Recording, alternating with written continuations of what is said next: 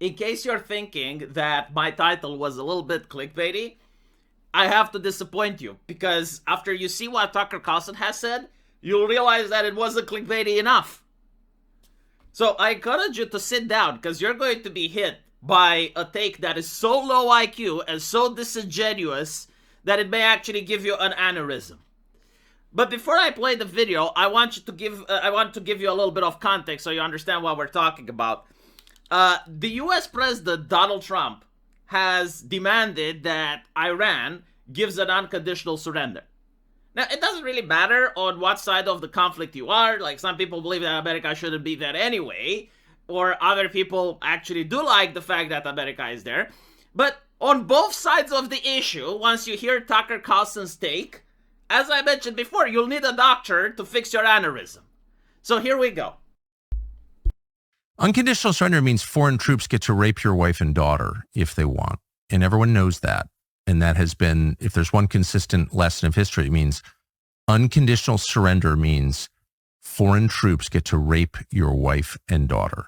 Everyone can feel that. That's like the most atavistic instinct there is. So he's like the reverse Ben Shapiro now. His feelings over facts. So let me get this straight. Like, Tucker Carlson is comparing ancient medieval history with modern military warfare. And basically he is saying that American troops have the brain and morality of people living in 845. This is insane even for the talk. Like, I generally, like, look, I understand that maybe he's got, like, a lot of women watching, because, like, he's got, like, this whole aesthetic with the strong man in the cabin. He's got, like, all the power tools and shit, and he's dressed like a woodchaka. So, like, maybe a lot of women are now watching it, and he likes to hype them up, you know? He likes to emotionally stir the Karens.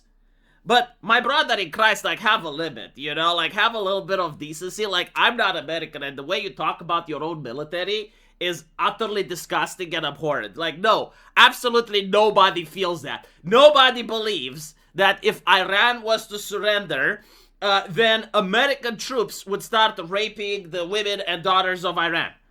Like, that is fucking insane. Like, sure, you know, like, maybe there would be some cases, because, like, everywhere you deploy a military, you have, like, men with guns, and they commit crimes.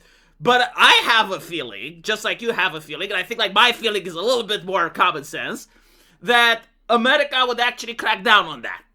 Like, those soldiers would actually get punished and arrested in 2026 under the Trump administration. But again, like, look, I get it, you know, like, he's not pro-war, like, that's fine. You know, that's fine. You can make all the anti-war arguments you want. You can say that the war is unjustified. You can say anything. But to make the claim that the US president, when he demanded unconditional surrender from Iran, it was so that the American military can start deploying their raping, it's just like, what? And we can look at the history of America in the past and compare it to other militaries. And other militaries have more incidents than the American one. I'm just saying, look, okay. The reason that people like Tucker Carlson is because in a time of madness, in a time of national hysteria, where you had the CNN talk about air conditionings being sexist, where you had the people in academia claiming that America is under the patriarchy, that the magical cock and balls in the sky are promoting a rape culture against women, right? Like, during those times, you had the talk on Fox News listening to the absolute batshit insanity, and he would just resonate with the average guy. Like, he would call out these dumb takes. Like, I'm willing to bet, if you have this video and you can send it into a time machine back in 2016 when Tucker was on Fox News, and he would listen to himself from the future, he would make, you know, that face, like the one that he used to make like a caveman, like trying to understand something complex.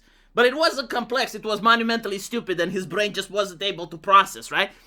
He would literally look at himself with disgust. It's like, how can a person just make these claims? And they're not taken out of context, by the way. Like, no, literally, this is what he said. It's like, everyone feels. Like, this is the gaslighting, right? Because if you don't feel this way, you're not part of the group, you're not part of the correct people. Everyone feels that when Donald Trump has demanded Iran to unconditionally surrender, it's because he wants the U.S. military to rape the women and daughters of Iran. Who feels that way, by the way? Like, I never conceived it before Tucker said it. Like, not for a second. And by the way, even in medieval time, like, there was this law that many nations adhered to, which was if the city or the castle surrenders before the ram kisses the gate, then you get treated better than if you didn't. And so there were cities that genuinely surrendered to the Romans, to various medieval kings, and they weren't raped and pillaged. Because, like, that was literally the whole point, you know? Like, you surrender before the conflict. You surrender before they start wasting resources on building siege engines, before you start killing their troops and everything like that. And so you get the perks. And nations follow this because they wanted to have a reputation that if you do surrender, then you're being left alone, right? Like, it was pragmatic. It wasn't moral. It was pragmatic.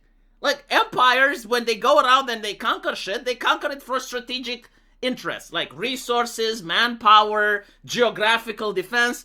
And so they genuinely don't want to fight. Like, no nation actually wants to have the battle, right?